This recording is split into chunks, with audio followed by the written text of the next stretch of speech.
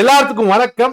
இந்திய பங்குச்சந்தையாகட்டும் இல்ல gold silver மாதிரியான கமாடிட்டிகளாகட்டும், இது சரியான பாதையில தான் போய்கிட்டு இருக்கா? இது முதலீடு பண்றதுக்கான நேரமா அப்படிங்கிற ஒரு மிகப்பெரிய கேள்வி இருக்கு இல்லையா? அதை பத்தி நம்ம ஒரு எட்டு பேசிடலாம். முதல்ல இந்திய பங்குச்சந்தைகளை பொறுத்த வரைக்கும் அதுக்கு மிகப்பெரிய சவாலா இருக்கக்கூடியது க்ரூட் ஆயிலோடைய விலை. அதனால நம்மளுடைய ஐஎன்ஆர் ரொம்ப வீக்கா பர்ஃபார்ம் பண்ணிக்கிட்டு இருக்கு. ஸோ க்ரூட் ஆயிலோட விலை ஏற்றத்துக்கு நம்ம எல்லாத்துக்குமே காரணம் தெரியும். ஸோ இந்த இப்போ புதுசா ரெட் சீலையும் கிட்டத்தட்ட மாசக்கணக்கில் ஹார்மோஸ் ஜலசந்திலையும் நடந்துட்டு இருக்கக்கூடிய அந்த எஸ்கலேஷன், ஜியோ பொலிட்டிக்கல் எஸ்கலேஷன் ஈரானுக்கும் யூஎஸ்க்கும் நடுவுல. ஸோ இந்த எஸ்கலேஷனுக்கு ஒரு நிரந்தர தீர்வு இல்லாம க்ரூட் ஆயிலோடைய விலை நிரந்தரமா சரியும் அல்லது நிரந்தரமா ஒரு ஸ்டேபிளான இடத்துல இருக்கும் நம்மளால சொல்ல முடியாது. அப்ப தொடர்ந்து க்ரூட் ஆயிலோட விலை அதிகமா இருக்கிற வரைக்கும், அதனால ஐஎன்ஆர் மிக வீக்கா பர்ஃபார்ம் பண்ற வரைக்கும் இந்திய பங்கு சந்தைகள் ஒரு நெகட்டிவ் வால்டிலிட்டியோட செயல்படுறதுக்கான வாய்ப்புகள் அதிகமா இருக்கு. ஸோ இதையும் தாண்டி முக்கியமான விஷயம் இந்திய பங்கு சந்தைகள்ல பாத்தீங்கன்னா Q1 ரிசல்ட்ஸ் வந்துட்டு இருக்கு. அது ரொம்பவே மிக்சடா தான் வந்துட்டு இருக்கு. ஏன்னா சூழ்நிலைகள் வந்து 4 மாசமாவே சரியில்லை. ஸோ நிறைய ஜியோ பொலிட்டிக்கல் டென்ஷன் இஷ்யூஸ் இருந்துகிட்டு இருந்ததுனால ரிசல்ட் அப்படிங்கிறது வந்து ஒரு லைன் வித் எக்ஸ்பெக்டேஷன் சொல்லுவோம் இல்லையா, எதுவுமே சர்ப்ரைஸ் ஆன மிக பாசிட்டிவான ரிசல்ட்ஸ் அப்படிங்கிறது எதுவும் பார்க்க முடியல.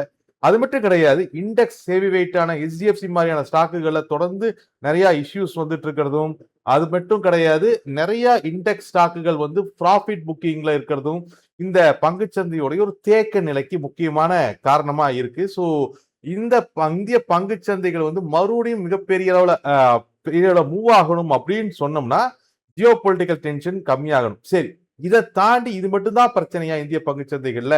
பாசிட்டிவ் எதுவுமே இல்லையா? இல்ல இது மட்டும்தான் சிக்கலா அப்படின்னு யோசிச்சோம்னா இல்ல.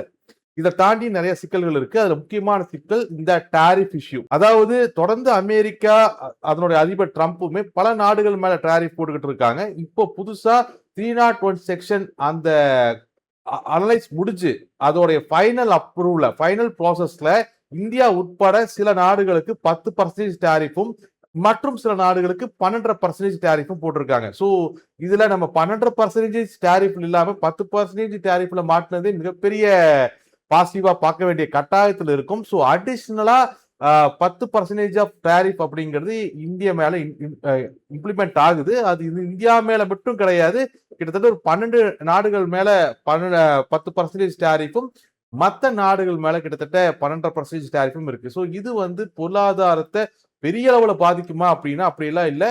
ஸோ ஆனா பாதிப்பை ஏற்படுத்தும். ஏன்னா நம்மளுடைய மேஜர் எக்ஸ்போர்ட் பார்ட்னர்னா யூஎஸ் தான். இந்தியா ஆல்ரெடி ட்ரேட் டிஃபிஷியட்ல மிகப்பெரிய அளவுல கேப் வச்சிருக்கக்கூடிய ஒரு கண்ட்ரி. நம்ம எக்ஸ்போர்ட் பண்றதை காட்டிலும் இம்போர்ட் பண்ணக்கூடிய பொருட்கள் வந்து ரொம்ப அதிகமா இருக்கு. அதுலயும் இம்போர்ட் பண்றதுல பெரும் பங்கு எதுக்கு வகிக்குதுன்னா இந்த க்ரூட் ஆயிலுக்கும் கோல்டுக்கும் வகிக்குது. ஸோ அப்படி இருக்கிற பட்சத்துல நம்மளோட எக்ஸ்போர்ட்ல அதிகப்படியான வருமானம் நம்மளுக்கு வந்துச்சுன்னா தான் நம்மளோட ட்ரேட் டிஃபிஷியட் கம்மியாகும். ஒரு பக்கம் இம்போர்ட் பண்ணக்கூடிய க்ரூட் ஆயிலோட விலை உச்சத்தை நோக்கி நகர்ந்துட்டு இருக்கு. இதனால நம்மளுக்கு இம்போர்ட் பண்ணக்கூடிய செலவு அதிகரிக்குது.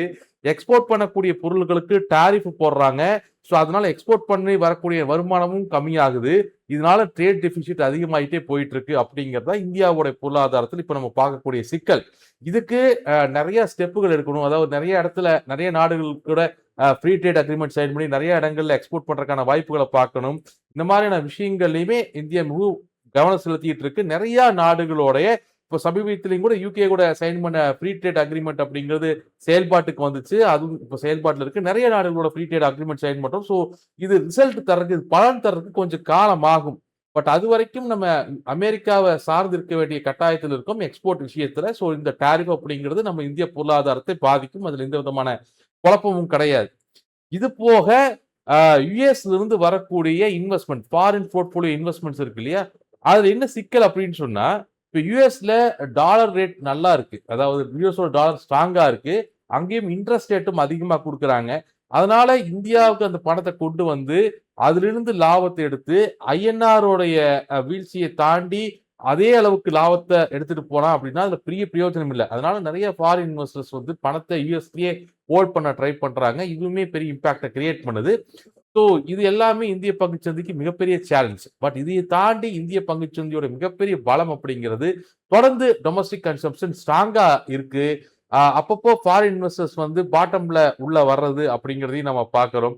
ஸோ இதெல்லாம் வந்து இந்திய பங்குச்சந்தைக்கு லாங் டேர்ம்ல மிகப்பெரிய ஸ்ட்ராங்கான ஒரு விஷயமா தான் பார்க்கப்படுது. ஸோ லாங் டேர்ம் இன்வெஸ்ட்மெண்ட்ஸை பொறுத்த வரைக்கும், லாங் டேர்ம் வியூவை பொறுத்த வரைக்கும் இந்திய பங்குச்சந்தைகள் ஸ்ட்ராங்கா தான் இருக்கு. இந்த tariff issue, geopolitical tension, INR, crude oil இதெல்லாம் ஒரு டெம்பரவரி நெகட்டிவ் வாலட்டிலிட்டியை கிரியேட் பண்ணியிருக்கு. பட் இந்தியாவுடைய ஸ்டோரி க்ரோயிங் ஸ்டோரியா தான் இருக்கு அப்படிங்கிறத நம்மள கிட்டத்தட்ட ஐஎம்எஃப்ல ஆரம்பிச்சு நிறைய இன்ஸ்டிடியூஷனல் அவங்களோட ரிப்போர்ட்லயே சொல்லியிருக்காங்க. லாங் டேர்ம் வியூவில் பங்குச்சந்தையை தாராளமாக ஹேண்டில் பண்ணலாம். மீன் வைல் இன்னொரு பக்கம் இந்த தங்கம் ஏன்னா பங்குச்சந்தை பத்தி நம்ம எவ்வளவு பேசினாலுமே இந்திய முதலீட்டாளர்கள், அதுவும் குறிப்பா தமிழ் முதலீட்டாளர்களுக்கு மிகவும் ஈர்க்கக்கூடிய ஒரு முதலீடு அப்படிங்கிறது தங்கம் தான். ஆனா இவ்வளவு ஜியோ பொலிட்டிக்கல் டென்ஷன் இருந்தாலும் தங்கத்தோட விலை மிகப்பெரிய உயர்வை சந்திக்குமானா அது மிகப்பெரிய கேள்விதான். ஏன்னா தங்கம் வந்து லாஸ்ட் இயர்லயே மிகப்பெரிய ரிட்டர்ன்ஸ் கொடுத்துருக்கு. இப்ப தங்கத்துல பெரிய ப்ராஃபிட் புக்கிங் தான் நடக்குது அப்படிங்கிறத பார்க்கிறோம். ஒவ்வொரு ஏற்றமும் விற்கிறதுக்கான வாய்ப்பை தான் முதலீட்டாளர்கள் கொடுத்துட்டு இருக்கே தவிர மறுபடியும் வாங்கறதுக்கான வாய்ப்பை கொடுக்குமா அப்படிங்கிற ஒரு கேள்வி இருக்கு. ஸோ தங்கம் வந்து ஓவராலா ப்ராஃபிட் புக்கிங்ல இருக்கு. அதுக்கு முக்கியமான காரணம் அப்படின்னு சொன்னா அது லாஸ்ட் இயர் நடந்த ரேலி. அது மட்டும் கிடையாது, தங்கத்துக்கு நம்ம நிறைய தடவை பேசியிருக்கோம். தங்கத்துக்கு யாரும் இன்ட்ரெஸ்ட் தரப்போறது இல்லை. அதாவது நீங்க உதாரணத்துக்கு நீங்க ஒரு பாண்டு வாங்குனீங்கன்னா அதுல இன்ட்ரெஸ்ட் வரும். ஒரு ஷேர் வாங்குனீங்கன்னா அதுக்கு டிவிடெண்ட் கிடைக்கும். ஒரு லேண்ட் வாங்கினா அது வாடகை போடுற மூலியமா ஒரு கிளாஸ் ஃப்ளோ ஜென்ரேட் பண்ண முடியும். ஆனா தங்கம் வீட்டுல பத்திரமா இருக்கும். அதுக்கு யாரும் டிவிடெண்ட் தர மாட்டாங்க. அதுக்கு யாரும் நீங்க தங்கம் வச்சிருக்கீங்களா இந்த இன்ட்ரெஸ்ட் கொடுங்கன்னு யாரும் இன்ட்ரெஸ்ட் தர மாட்டாங்க. அது பீரோல இருக்கக்கூடிய அந்த தங்கம் வந்து ஒரு கேஷ் ஃப்ளோவையும் ஜென்ரேட் பண்ணாது. நமக்கு அர்ஜென்ட்னா போய் அடகு வைக்கலாம். இவ்வளவுதான் அதிகபட்சமா இப்ப இருக்கக்கூடிய யூசேஜ். ஸோ அப்படி இருக்கிற பட்சத்துல தங்கத்தை பொறுத்த வரைக்கும் பெரிய ஆர்வம் வந்து வெளிநாட்டு முதலீட்டாளர்கள் மேல இருக்கா அப்படின்னு சொன்னா இல்ல. வெறுமனே இந்திய மக்கள் வந்து கடையில போய் தங்கம் வாங்குறதுனால மட்டும் தங்கத்தோட விலை ஏறாது. வெளிநாட்டு முதலீட்டாளர்கள் வந்து பெருமளவுல சேஃப் அசட்னு சொல்லக்கூடிய இந்த தங்கத்துல முதலீடுகளை கொண்டு வரும் பொழுதுதான், சென்ட்ரல் பேங்குகள் இந்த தங்கத்துல முதலீடு கொண்டு வரும் பொழுதுதான் தங்கத்தோட விலை உயர ஆரம்பிக்கும். பட் அந்த ஆக்டிவிட்டி இப்ப இல்ல. அதுக்கு காரணம் யூஎஸ் டாலர் ஸ்ட்ராங்கா இருக்கு. பணமே நல்ல இன்ட்ரெஸ்ட் வருது. யூஎஸ்ல இன்ட்ரெஸ்ட் ரேட் ரொம்ப அதிகமா இருக்கு இப்போதைக்கு. ஃபெட் வந்து இன்னும் ஹை இன்ட்ரெஸ்ட் ரேட் தான் அங்க மெயின்டைன் பண்ணிட்டு இருக்காங்க. அப்போ டாலரே அதிகமான இன்ட்ரெஸ்ட் தரும் பொழுது இன்ட்ரெஸ்ட் தராத தங்கத்தின் மேல முதலீடு செய்யறதுக்கு வெளிநாட்டு முதலீட்டாளர்கள் பெரிய ஆர்வம் காட்டல. அதனாலதான் தங்கத்தோட விலை அப்படிங்கிறது கன்சால்டேஷன் ஜோன்ல இருக்கு அப்படிங்கிறத பாக்குறோம். பெரிய அளவுக்கான டிமாண்ட் கிரியேட் ஆகுதுன்னு பாக்குறோம். இத்தனை ஜியோ பொலிட்டிக்கல் டென்ஷன் இருந்தாலுமே. ஸோ தொடர்ந்து ஃபெட்டோட ரேட் ஹையா இருக்கிற வரைக்கும், யூஎஸ் டாலர் ஸ்ட்ராங்கா இருக்கிற வரைக்கும் தங்கம் மிகப்பெரிய ஒரு ரேலியை மறுபடியும் கிரியேட் பண்றது அப்படிங்கிறது ஒரு கேள்விக்குறி. அதனால அதை ரொம்ப கேர்ஃபுல்லா ஹேண்டில் பண்ணணும்.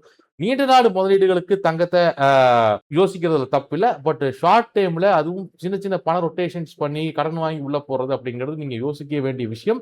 அதை யோசிச்சு முடிவெடுங்க அப்படிங்கிறதையும் நான் சொல்லிடுறேன். ஸோ தங்கத்தை பொறுத்த வரைக்கும் ஃபெட் இன்ட்ரெஸ்ட் ரேட் கம்மி பண்ணுனா தங்கத்துக்கு ஒரு ஆர்வம் எட்டலாம்.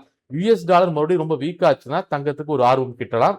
மற்றபடி மறுபடியும் அதே மாதிரியான ஒரு ரேலியை எதிர்பார்த்து ஏமாந்துடக்கூடாது. டைவர்சிஃபைடா உங்களுடைய இன்வெஸ்ட்மெண்ட்ஸை வச்சு நீங்க மூவ் பண்ணணும் அப்படிங்கிறத ஞாபகம் வச்சுக்கோங்க. மற்றது எல்லாத்தையும் நம்ம அடுத்த வாய்ப்புல பேசுவோம். நன்றி. மேலும் ஈடி தமிழ் சேனல்ல வரப்போகும் பிசினஸ் மற்றும் அது ரிலேட்டடான வீடியோவை பார்க்க உடனே கீழே இருக்க சப்ஸ்கிரைப் பட்டனை கிளிக் பண்ணுங்க.